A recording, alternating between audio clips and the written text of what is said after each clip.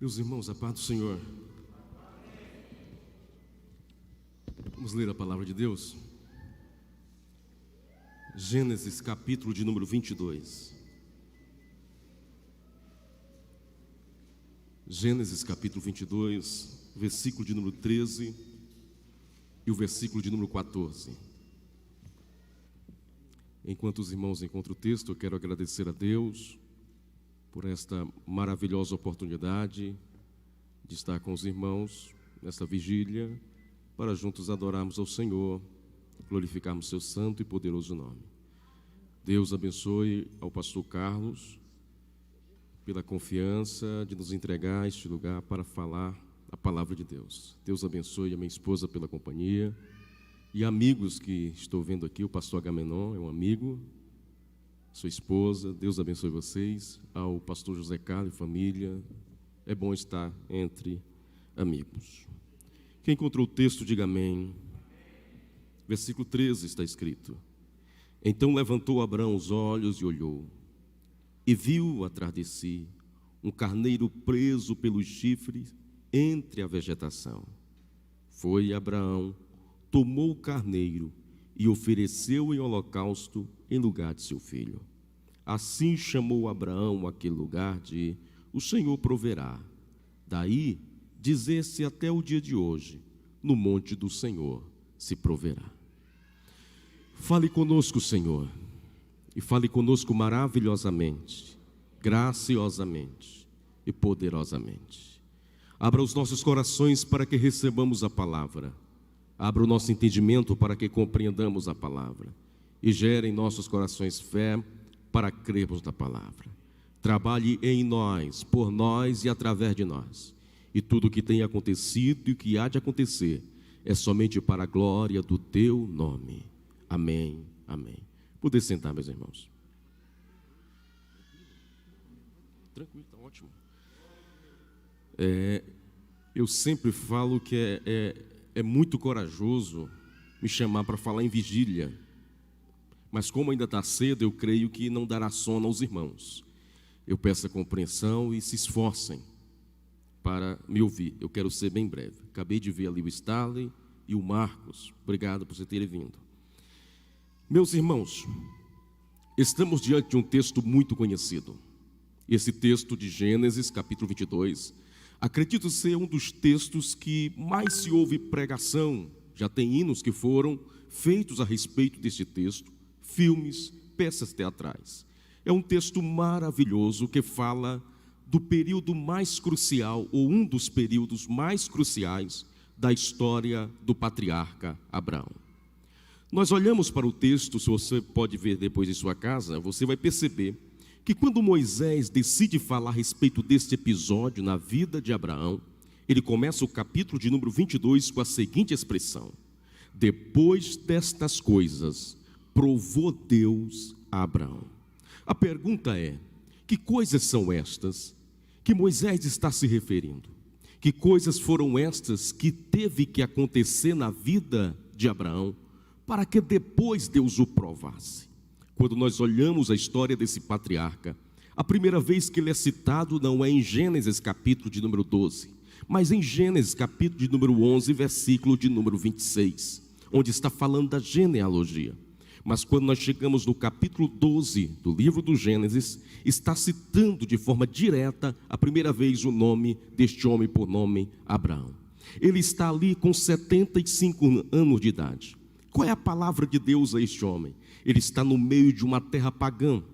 Ele está vivendo no meio de uma família pagã, quando de repente Deus falou com ele.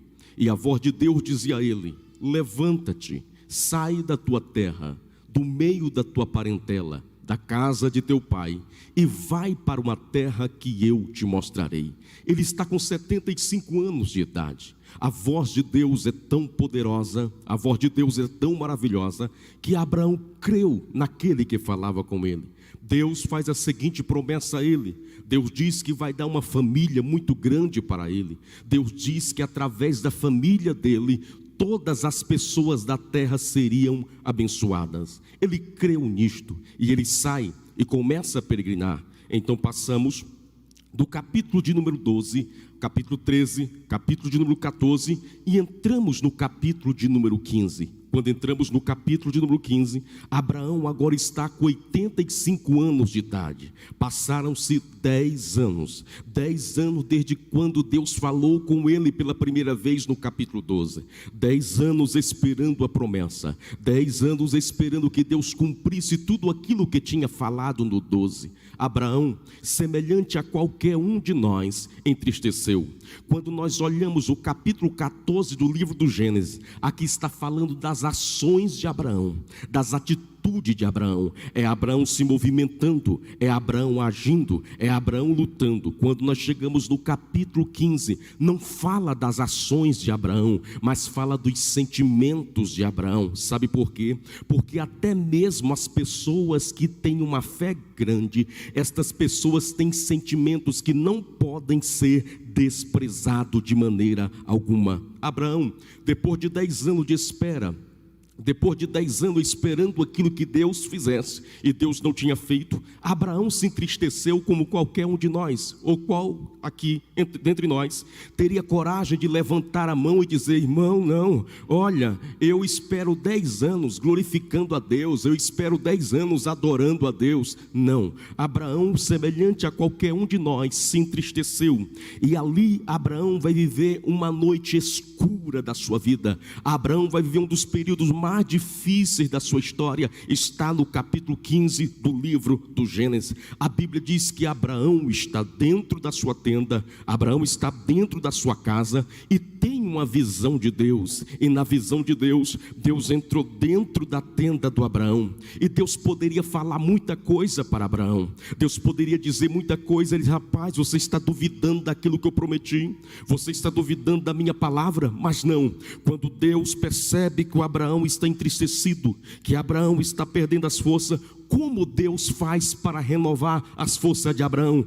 Deus revela para Abraão quem ele é, e Deus começa dizendo assim: Abraão, eu sou o teu escudo. Abraão, eu sou a tua fortaleza. Louvado seja o nome do Senhor. Isto é maravilhoso, sabe por quê? Porque quanto mais nós conhecemos quem é Deus, mais confiamos nele. Quanto mais Deus se revela a nós, mais confiamos nele. Por isso nós acreditamos: se nós meditássemos mais na grandeza de Deus, nós sofreremos menos. Se nós meditássemos mais na soberania de Deus, nós sofreríamos menos. Se nós meditássemos mais no poderio de Deus, nós se entristeceríamos menos. E Deus chega para Abraão e diz: Abraão, eu sou teu escudo, eu sou a tua fortaleza. Foi eu que fiz a promessa. Mas Abraão, mesmo ouvindo a voz de Deus,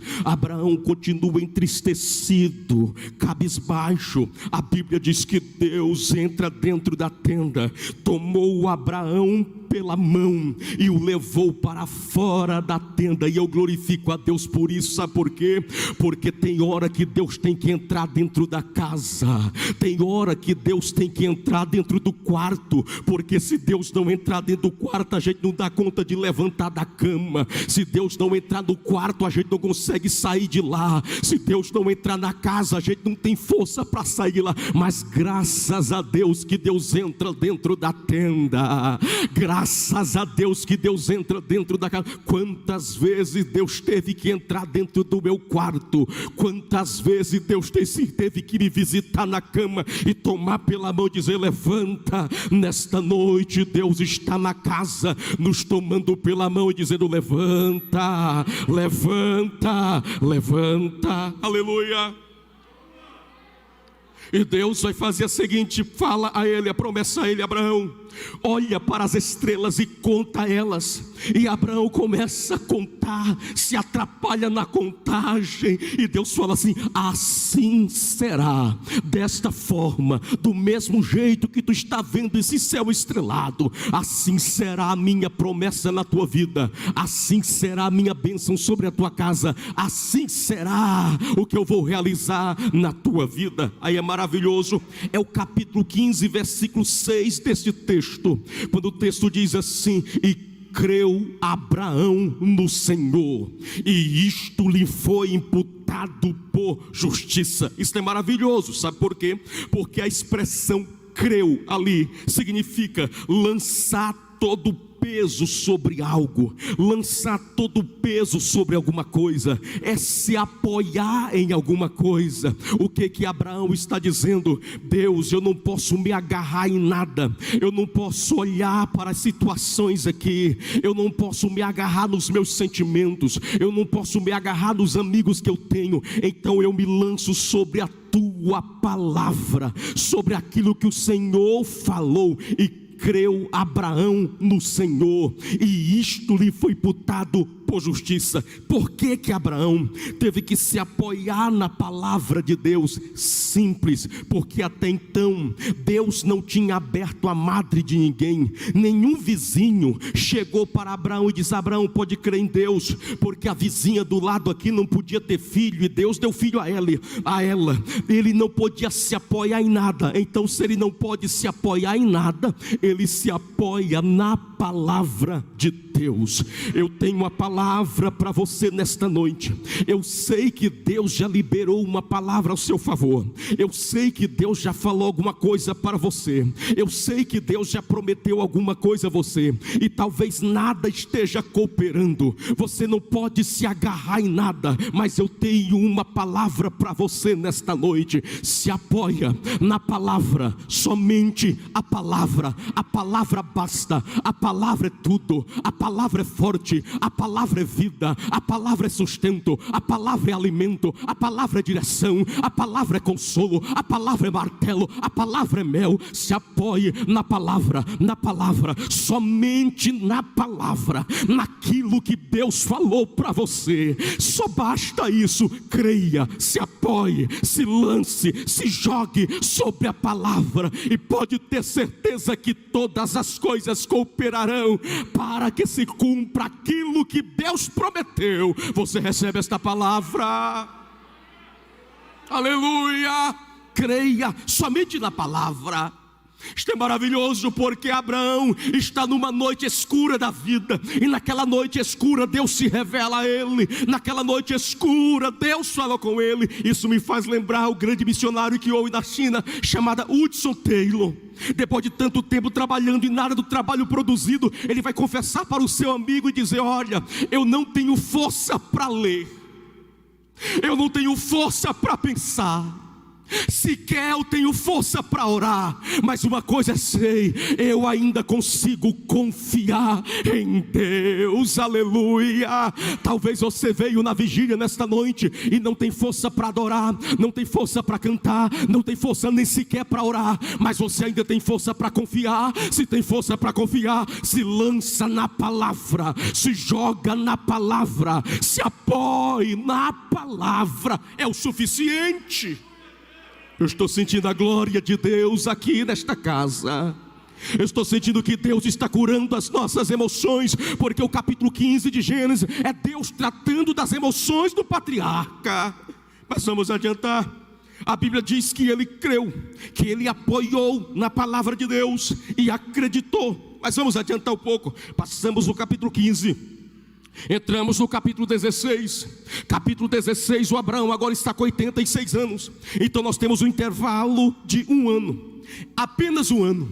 Um ano depois daquilo que Deus falou, a esposa do Abraão teve uma brilhante ideia de dar a serva Agar como esposa. Então o filho que nascesse de Agar seria o filho, e assim fizeram. Vamos adiantar, todos conhecem a história. Eles tentam o improviso e Deus não aprovou o improviso. Eles tentam o atalho e Deus não aprovou o atalho. Mas vamos adiantar.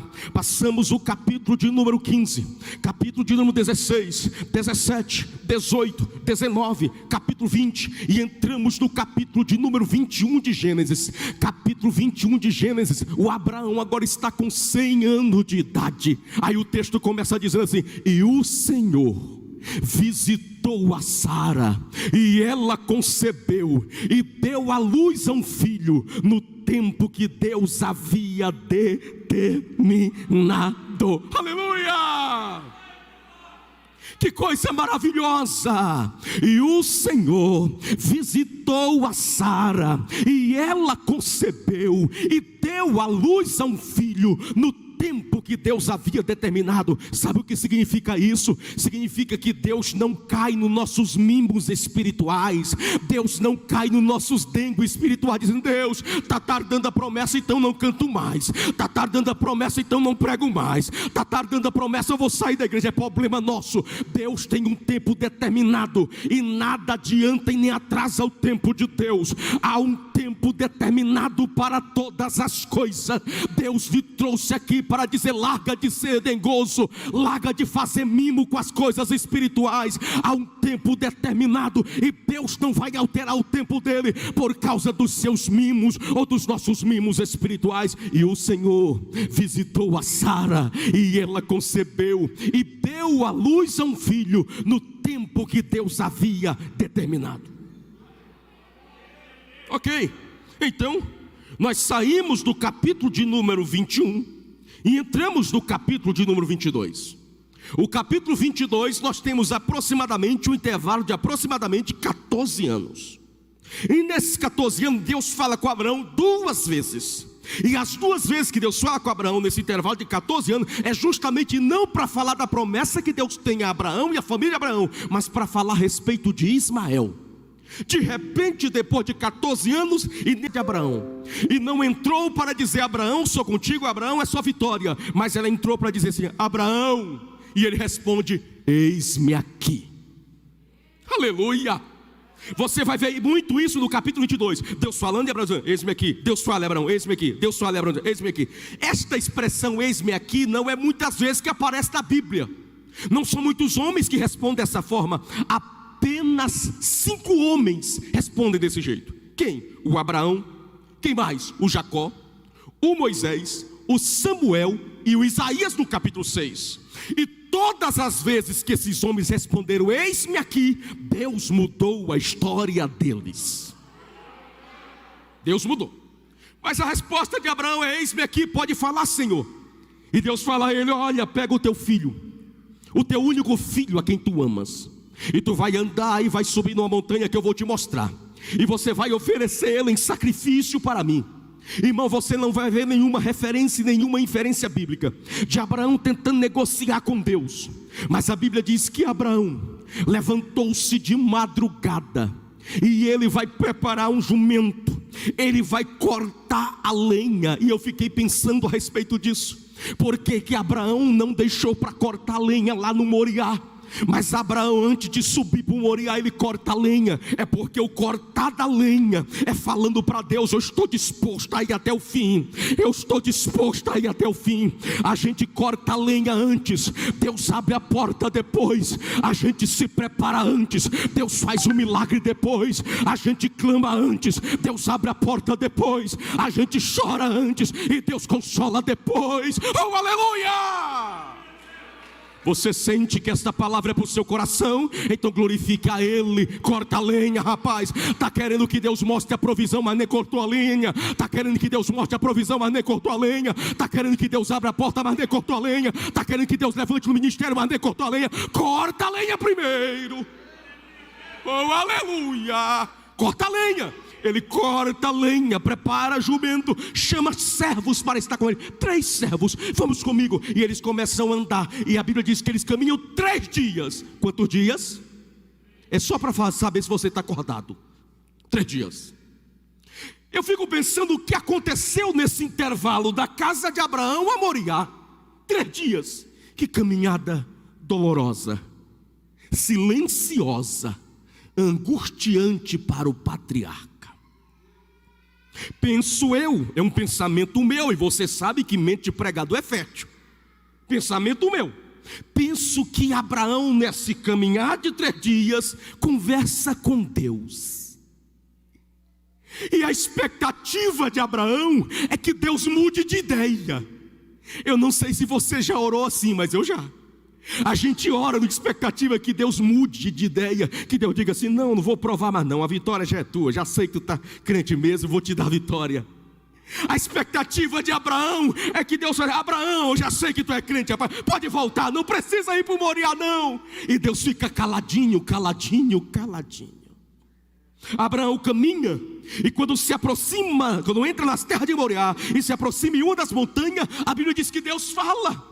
E a voz de Deus fala o quê? Abraão! E ele responde: eis-me aqui. E Deus fala assim: esta é a montanha. Abraão queria ouvir tudo, menos isso. Abraão olha para os garotos e diz assim: fiquem aqui, vocês e o jumento. Eu e o menino subiremos. Aí ele vai fazer tudo plural, conjugar tudo plural. Subiremos, adoraremos e depois retornaremos. Irmão, e quando a gente lê isso em Gênesis, a gente não entende. Mas quando a gente lê a carta aos Hebreus, o escritor da carta aos Hebreus sistematiza de que forma? Diz que Abraão tinha tanta fé, mas tanta fé em Deus, que acreditava que se fosse necessário das cinzas, Deus traria Isaac de volta. Aleluia. Vocês fiquem aqui.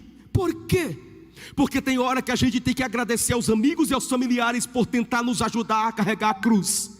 A gente tem que agradecer, mas tem momento que é só eu e Deus, Deus e eu, na subida do Moriá. Ambos começam a subir, e de repente o silêncio mais uma vez é interrompido. E o silêncio agora é interrompido não pela voz de Deus, mas o silêncio é interrompido pela voz do menino. O menino fala assim: pai. E o pai responde: eis-me aqui, meu filho. Ele diz: pai, olha, não me queira mal. Eu sei que o senhor sacrifica há muito tempo. O senhor é homem que faz sacrifício há muito tempo. Mas já tem um intervalo bem bom que o senhor não faz sacrifício nenhum. E eu acho que o senhor esqueceu como é que faz. O senhor está esquecendo o principal, a vítima. Sem vítima não tem culto. Sem cordeiro não tem adoração e Deus não recebe. Cadê o cordeiro? É maravilhosa a resposta do pai para o filho. E ele diz assim: meu filho, para si, não é para mim. Para si, não é para mim. Para si, Deus proverá o cordeiro. Sabe o que Abraão está dizendo? Meu filho, eu não vim a este monte para passear. Meu filho, eu não vim aqui como turista atrevido. Eu não vim aqui desta forma. Eu só vim para este monte porque Deus mandou. Se Ele mandou, Ele vai cuidar. Se Ele mandou, Ele vai prover. Se Ele mandou, Ele vai suprir. Então pronto, vamos descansar. É maravilhosa a resposta do filho para o pai. Qual é a resposta? Silêncio. Ficou caladinho, caladinho, sobem. Quando chega no cume do monte, a Bíblia diz que o Abraão prepara o altar, coloca as pedras em ordem. Ele coloca a lenha sobre o altar, deita o menino sobre o altar, amarra o menino. E a Bíblia diz que ele pega um cutelo. E quando ele pega o cutelo, que levanta o cutelo, que está para descer o cutelo sobre o rapaz, a Bíblia diz que um anjo grita. E o anjo grita como? Abraão! E grita a segunda vez: Abraão! Vírgula. E ele responde: eis-me aqui. Aleluia. E o anjo fala assim: não faças nada com o rapaz, porque agora sei que tu temes a Deus, porque tu não negaste o teu único filho a quem tu amas.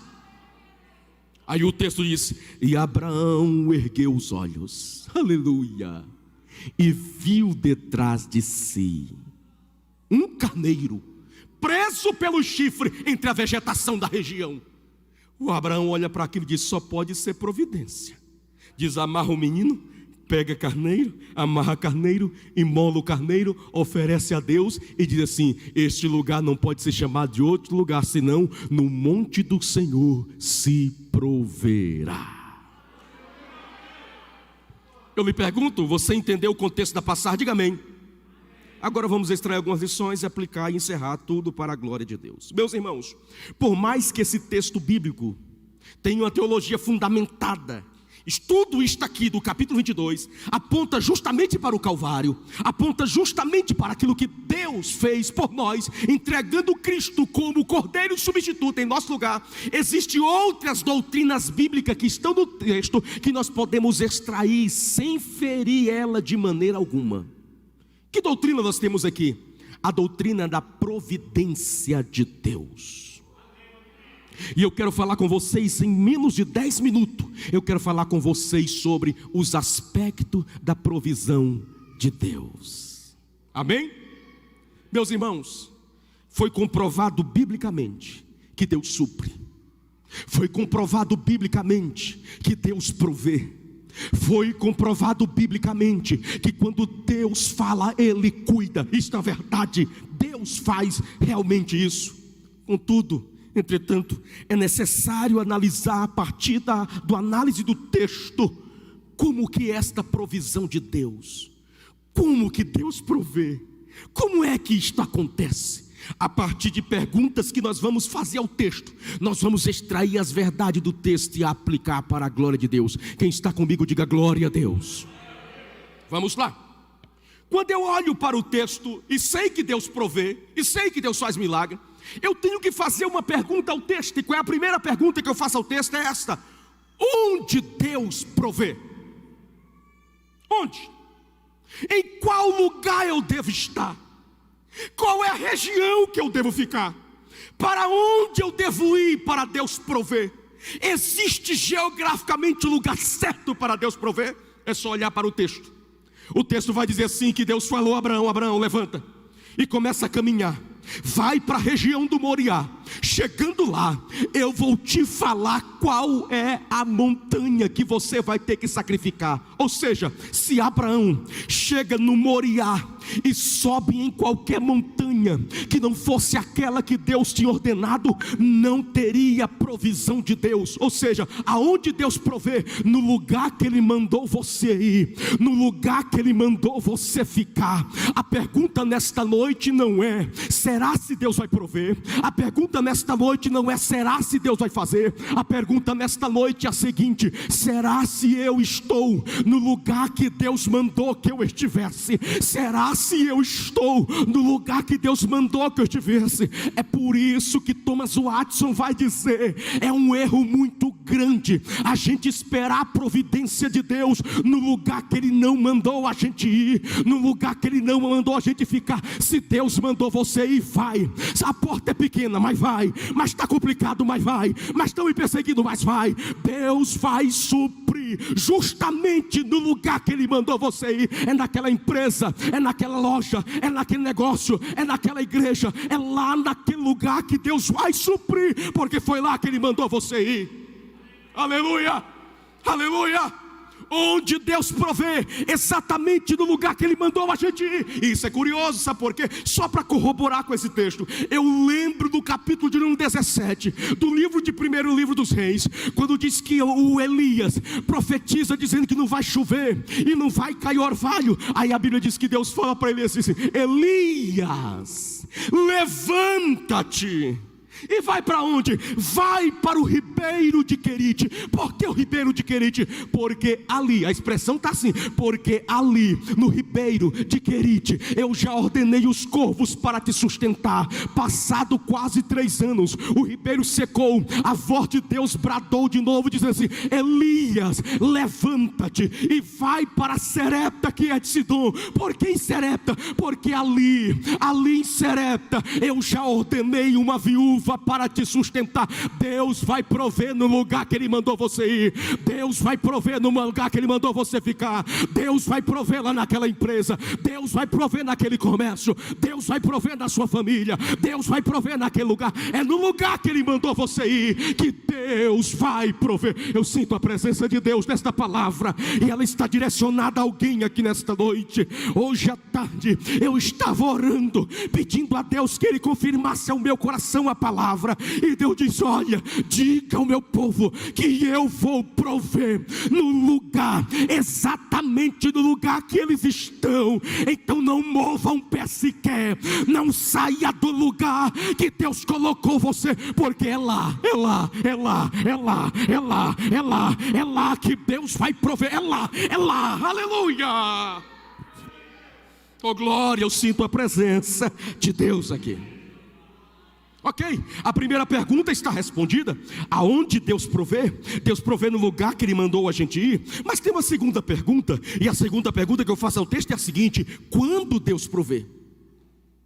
Qual é o momento Em que lugar? O lugar eu já sei, mas que hora que Deus provê? É maravilhoso, sabe por quê? Você estuda o texto e você vai ver: Abraão caminha 3 dias e não tem cordeiro. Abraão sobe monte e não tem cordeiro. Abraão prepara o altar, não tem cordeiro. Abraão coloca lenha, não tem cordeiro. Abraão coloca o menino, não tem cordeiro. Abraão pega o cutelo e não vê cordeiro. Quando Abraão está para descer o cutelo, Deus abre o olho dele e ele vê o cordeiro. Rapaz, e hoje à tarde eu estudando sobre isso, é interessante que o Abraão só vê o cordeiro depois que Deus fala. O cordeiro está perto, mas Deus não falou nada. O cordeiro está do lado, mas Deus não falou. Ou seja, a palavra de Deus abre os olhos. Deus está falando com alguém aqui. E você vai ver o cordeiro onde não tinha cordeiro. Você vai ver provisão onde não tinha provisão. Você vai ver porta aberta onde não tinha porta aberta. É porque abriu? Não, estava aberta. É porque Deus não tinha falado ainda. O texto diz: quando Deus falou com ele, a Bíblia diz que ele viu um cordeiro no exato momento que estava para imolar o rapaz. Então, quando Deus provê, igreja, no momento que eu mais precisar, nenhum minuto antes, mas também nenhum minuto depois. Aleluia. Quem está recebendo essa palavra? Aí a pergunta é: mas eu não sei esse tempo. Você é inteligente, nós não sabemos esse tempo, porque a gente sempre quer um milagre para ontem. E Deus está dizendo: meu filho, se eu entregasse ontem, você estragaria ele hoje. Então aguarda mais um pouco. Eu venho nesta noite lhe dizer: não chegará ao extremo, Deus dará provisão. Não chegará ao extremo, Deus dará uma saída. Não chegará ao extremo, e Deus dará a saída, a solução para você. Quando Deus provê, exatamente quando você precisar. Por isso que o escritor aos Hebreus vai dizer que nós colocamos as nossas petições diante do trono da graça, e Deus, segundo a suas misericórdias, nos atende em tempo oportuno. A palavra oportuna ali é na hora certa. Deus chega. É por isso que quando nós lemos, só para corroborar com isso daqui, quando nós lemos Atos dos Apóstolos capítulo 12, que o Pedro está preso, o Herodes está fazendo festa porque matou o pastor Tiago. É o período da Páscoa, não pode matar judeu, tem que esperar 7 dias. Diz: na madrugada do 7º para o 8º dia eu mato Pedro, de manhã bem cedo. E Herodes está dizendo: amanhã eu mato Pedro, amanhã eu mato Pedro, amanhã eu mato Pedro. E Deus está dizendo: de madrugada eu vou descer, eu vou tirar o Pedro da prisão. De madrugada eu vou descer, vou tirar o Pedro da prisão. De madrugada eu vou descer, vou tirar. Sabe o que é isso? Deus nunca chega atrasado. Deus nunca chega atrasado. Deus nunca chega atrasado. Está demorando, mas não chegou a hora. Está demorando, mas não chegou o tempo. Está demorando, mas ainda não é a hora de Deus. Então acalma, Deus chegará na hora certa. Onde Deus provê, no lugar que Ele mandou você ir. Quando Deus provê, exatamente quando eu precisar. A terceira pergunta que eu faço ao texto é a seguinte: como? Qual é o método usado por Deus? Qual é a ferramenta que Deus usa para prover para o seu povo? Isso é maravilhoso. O capítulo 12, o capítulo 22, o versículo 13 vai nos dar a forma, o método usado por Deus. O texto diz assim: e Abraão ergueu os olhos e viu detrás de si. Viu o quê? Diga: um carneiro. Diga: um carneiro. Como era que estava o carneiro? O texto diz: ele estava preso. O chifre deles ficaram presos na vegetação. A vegetação baixa, o chifre alto amarrou o carneiro ali. Isto é natural. Qualquer elemento, qualquer animal ficaria preso daquela forma. A vegetação está baixa, o chifre é alto, vai ficar amarrado. Isso é maravilhoso. Como Deus provê? Geralmente Deus provê pelas vias naturais. Vou falar algo assim aqui para vocês. E olha que eu sou pentecostal da gema, meu amigo. Pentecostal, pense no cabo. Sou batizado no Espírito Santo desde os 7 anos de idade. Nascido e criado na Assembleia de Deus. Mas tem uma coisa, meu irmão: nós estamos vendo um período de gente viciado no extraordinário e não consegue ver Deus trabalhar no ordinário. Porque aquilo que é ordinário na mão de Deus é extraordinário. Aleluia.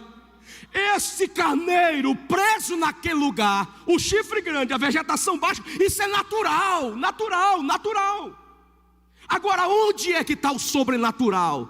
a distância que está de Abraão. Aleluia. Se esse carneiro fica preso a quilômetro, Abraão não veria. Mas Deus guia o carneiro. Aqui não, aqui também não, aqui também não, aqui também não. Vai ser aqui que você vai ficar amarrado. Eu tenho uma palavra de Deus para esta igreja. Aquele que está me ouvindo, aquele que está comigo na palavra, Deus vai trazer o milagre, mas para tão perto de você, tão perto, tão perto, tão perto, tão perto, que não tem outra condição de você fazer a não ser enxergar o milagre de Deus e dizer: foi Ele que fez, foi Ele que trouxe o carneiro. Aleluia. Deus está trazendo, parece que está demorando, mas Deus está conduzindo o carneiro. Deus está conduzindo o carneiro. Ah, mas tem tempo que eu faço campanha na segunda e primeira, mas Deus está trazendo o carneiro. Fica tranquilo, Deus vai trazer para pertinho, Deus vai trazer para pertinho, Deus vai trazer para pertinho. Louvado seja o nome do Senhor. Agora eu lhe pergunto aqui: quantos carneiros Abraão precisava? Quantos? Então Deus não manda o rebanho, Deus manda um. Deus não estraga milagre, Deus não desperdiça provisão, Deus não desperdiça a bênção. Ele dá aquilo que você precisa. É um carneiro, então toma o carneiro. Mas se é dois, não vem um, vem dois. Deus dá de acordo com aquilo que você precisa. Tem um texto da Bíblia que é muito deturbado, quando João vai dizer que aquele que está em Cristo, aquele que está em Jesus, tem vida e vida em abundância. Abundância lá não está falando de quantidade. O texto não trata de quantidade, o texto está de qualidade. Qualidade. Parece que é pouco para uns, mas foi Deus que me deu, tem qualidade. Parece que é desprezível para outros, mas foi Deus que me deu, tem qualidade. Deus está trazendo para perto de você. Deus age pelas vias naturais, irmão. Eu me pergunto esta noite, você responde a você mesmo. O anjo que falou com Abraão assim: não mata o menino não. Esse anjo não poderia descer com o carneiro na mão já? Está aqui Abraão.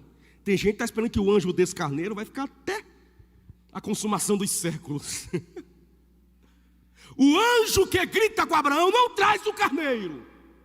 O anjo apenas impede uma ação de Abraão para que os olhos se abram. Deus vai abrir seus olhos, sim, mas é você que vai ter a atitude de enxergar o carneiro e ir lá buscar o carneiro. Louvado seja o nome do Senhor. Deus vai dar a direção, mas você terá que andar. Deus vai dar a direção, mas você terá que agir. Deus vai dar a direção, mas você vai ter que ter coragem de tomar a decisão. Deus vai dar a direção. Já estou terminando. Onde Deus provê, no lugar que Ele mandou você ir. E a proposta é justamente essa, que você pense: será se eu estou no lugar que Ele mandou que eu estivesse? A segunda pergunta é: quando Deus provê, será se eu não estou atropelando o tempo de Deus? A terceira pergunta é: como Deus provê, será se eu não estou espiritualizando aquilo que é natural? E a quarta pergunta que eu faço ao texto é: a quem Deus concede a sua provisão? Quem é esta pessoa que Deus olha e diz: é este? Quem é esta pessoa que Deus olha e fala assim: é esta? Quem é? Olhe para o texto, estude o texto. Deus fala com Abraão e toda vez que Deus fala assim, Ele diz: eis-me aqui. Deus fala: anda, Ele anda. Pega o menino, Ele pega. Sobe no monte, Ele sobe. Prepara o altar, Ele prepara. Não mata o menino, Ele não mata. Ou seja, a quem Deus concede a provisão? Àqueles que obedecem à sua palavra e se submetem às suas instruções. A pergunta nesta noite não é se Deus vai abrir a porta. A pergunta nesta noite é: será se eu estou disposto a me submeter à vontade de Deus? Será se eu estou disposto a me submeter àquilo que Deus quer fazer na minha vida? Será se eu estou disposto a acreditar e fazer aquilo que Deus está ordenando que eu faça? E não é fácil se submeter às instruções de Deus. Quando você lê Juízes, Josué, capítulo de número 6, que a muralha está caindo, por favor, quando for ler o 6, não pule o 5, porque toda explicação do 6 está no 5. É no 5 que Deus vai dar a orientação de como a muralha vai cair. E Deus vai dando a orientação para ele, dizer assim: olha, primeiro você circuncida o povo, depois você celebra a Páscoa, depois você coloca em sacerdote, depois você leva a arca, depois você toca a brasa. E Deus vai dando ordenança, isso tudo no capítulo 5. E Deus fala algo para ele maravilhoso. Deus fala assim: diga para o povo ficar todo mundo calado lá, não fala coisa não, fica calado. Irmão, Deus é sábio. Fica calado. Porque se eu, o Santiago aqui, esse que vos fala, tivesse naquela multidão para rodear a cidade, e Deus não tivesse dado a ordem para ficar calado, Na metade da primeira volta eu chegaria, se o Maia tivesse lá, eu chegaria e dizer: Maia, diz uma coisa. Maia, você está acreditando nesse negócio? Rodear, cair. Maia, eu vou te dizer uma coisa. Não conta para ninguém não, Maia. Mas eu acredito que o Moisésinho, está com trauma pós-luto. O Josué está com trauma pós-luto. O amigo dele, o amigão Moisés, morreu pouco dia. Eu acho que está com saudade, está delirando. O Maia ouviria aquilo, me lembra o seu nome, por favor. O Maia ouviria aquilo, daria mais um pouquinho na volta e dizer: Juan, Santiago acabou de falar comigo um negócio ali. Essa muralha vai cair? Não, Juan. O Juan olharia para o Stalin. O Maia e o Santiago estão conversando um negócio ali. Não vai cair não. Vai não. De repente toda a multidão estava dizendo: não vai cair. Não vai cair. Deus, sabendo que quando a gente abre a boca, a gente faz besteira, Deus diz: fica calado. Enquanto você está calado, estou trabalhando por você. Estou trabalhando por você. Estou trabalhando por você.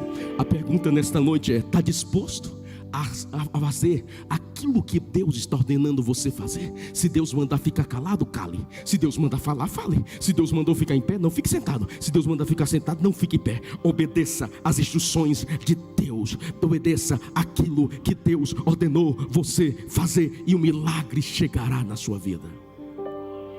E eu termino agora.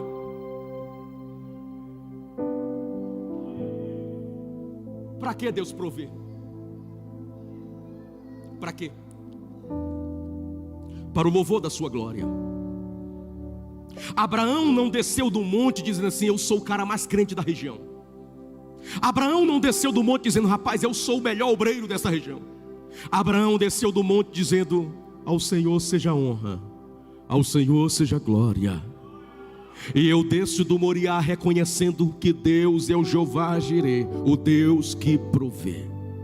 Deus vai abrir a porta para algumas pessoas aqui. Deus vai trazer promoções no trabalho para algumas pessoas aqui. Deus vai colocar pessoas em lugar de destaque, algumas pessoas que estão aqui. Mas quando isso acontecer, não vai dizer: é porque estudei, porque fiz curso, porque sou amigo de fulano, amigo. Não, vai dizer: porque o Jeová Jireh entrou na casa. O Jeová Jireh foi na minha casa. Se coloque de pé em nome de Jesus, se coloque de pé. Eu corri o máximo que eu pude aqui, mas eu quero dizer que Deus falou comigo enquanto eu pregava, e eu creio que Deus falou no seu coração também. Deus nos ensina na lição do Moriá que dele e por ele e para ele são todas as coisas. O Abraão desce do Moriá dizendo: a ele seja honra, a ele seja glória, a ele seja o louvor para todos sempre. Eu venho aqui lhe dizer: Deus vai abrir a porta que está fechada. Deus vai ministrar cura há tanto tempo que você espera. Deus vai salvar aquela pessoa da sua casa. E quando Deus fizer isso, diga: foi o Jeová Jireh que fez, foi o Jeová Jireh que agiu, foi o Jeová Jireh que trabalhou, foi Ele que fez. A Ele seja a honra, a Ele seja a glória. Ó Deus, eu preguei a Tua palavra, somente a Tua palavra. Procurei o máximo ser fiel ao texto bíblico, Senhor, e eu acredito que o Senhor falou com este povo que está aqui, esta mulher que chegou aqui pedindo a Deus uma provisão, este pai de família que chegou aqui dizendo: Deus, o que vou fazer? Ó Deus, eu acredito que o Senhor orientou a vida deles. Então receba agora a orientação de Deus, receba agora a ação de Deus. Aonde houver, Senhor, um coração sedento, um ouvido que está atento à Tua voz, receba agora uma direção que Deus está dando para a sua vida. Louve, adore, bendiga, exalte ao nome daquele que vive, que reina para todos sempre. Aplauda o Senhor pela sua palavra. Oh, glória a Deus. Pode aplaudir.